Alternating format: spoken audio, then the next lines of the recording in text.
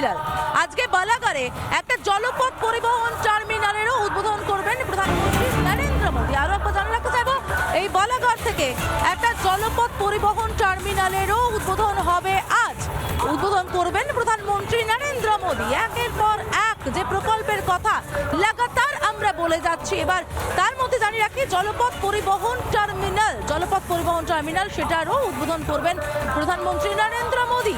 এবং এই বালাগারে ধীরে ধীরে আরো বেশ কিছু উন্নয়নমূলক প্রকল্পের কথা ঘোষণা করবেন এবং সিঙ্গুর অপেক্ষা করে রয়েছে এখান থেকে প্রধানমন্ত্রী আর কোন কোন প্রকল্পের উদ্বোধন করেন, কোন কোন প্রকল্পের কথা বলেন।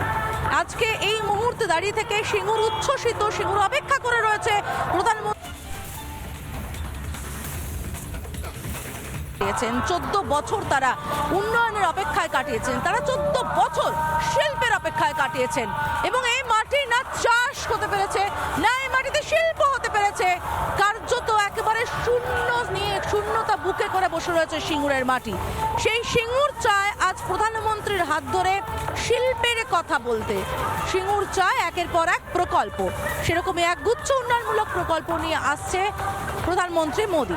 আমাদের সঙ্গে রয়েছেন আমাদের আরেক প্রতিনিধি সৌরভ ও সভাস্থল থেকেই রয়েছেন, আমার সঙ্গেই রয়েছেন সৌরভ। তুমি যে দিকটাতে রয়েছো সেই দিকে মানুষ কি বলছে, সিঙ্গুরের মানুষ কি বলছে?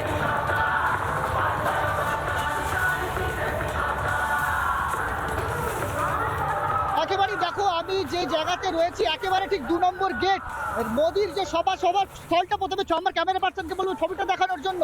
এই যে 3টি মঞ্চ করা হয়েছে, এই 3টি মঞ্চে এবং এই একেবারে কিন্তু মানুষজন সকাল থেকেই এসে উপস্থিত হয়েছে। মানুষজন যারা রয়েছেন তাদের সাথে এগিয়ে যাব, কথা বলার চেষ্টা করবো যে যারা এখানে রয়েছেন সকাল থেকে যে সমস্ত মানুষজন আসছেন, যে সমস্ত মোদি অনুগামীরা রয়েছে আসছেন, মোদি ভক্তরা আসছেন, তারা ঠিক একেবারে 2 নম্বর গেট। সেই 2 নম্বর গেটের সামনে কিন্তু একেবারে মানুষজনকে রীতিমতো নিরাপত্তা ব্যবস্থা, যে কড়া নিরাপত্তা ব্যবস্থা, তার মধ্য দিয়ে কিন্তু পৌঁছানো হচ্ছে।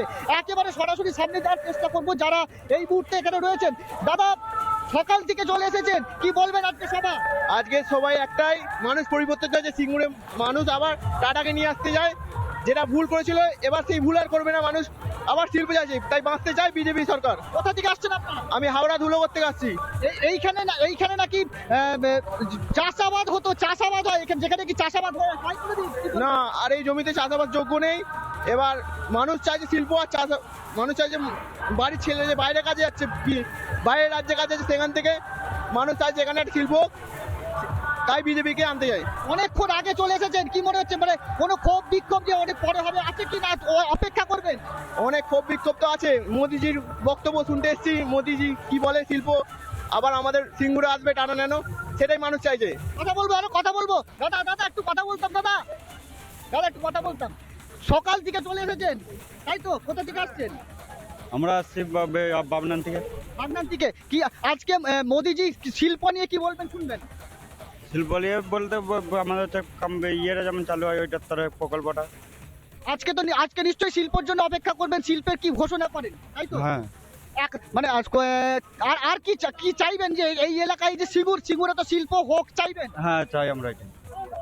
একেবারে ছবিটা, যে ছবিটা দেখাচ্ছি, যে মানুষ কিন্তু চাইছে, যুব সমাজ বিশেষ করে তারা চাইছে যে শিল্প হোক। শিল্পের জন্য তারা এখানে এসেছেন, প্রায় সকাল থেকে এসেছেন এবং এসে তারা অপেক্ষা করবেন যে আজকে যে সভা থেকে প্রধানমন্ত্রী নরেন্দ্র মোদী শিল্পের জন্য কি বার্তা দেন। এই যে সিঙ্গুর যেখান থেকে এক সময় যে শিল্পকে সরিয়ে নিয়ে যাওয়া হয়েছিল, সেখানে আবার কি শিল্প হবে, কবে শিল্প হবে, কবে এই যুব সমাজ চাকরি পাবে, সেই কথা আরো দেখানো ছবিগুলো দেখানোর চেষ্টা করবো। এই এলাকার যে ছবিগুলো দেখানোর চেষ্টা করবো, যে এই যে দাদা একটু কথা বলতাম। ছবি দেখছেন সিঙ্গুর থেকে। নানা ধরনের কন্টেন্ট দেখার জন্য লাইক করুন, শেয়ার করুন আমাদের ফেসবুক পেজ, সাবস্ক্রাইব করুন আমাদের ইউটিউব চ্যানেল। পাশাপাশি অন্যান্য ব্রেকিং নিউজের জন্য অবশ্যই চোখ রাখুন রিপাবলিক বাংলায়।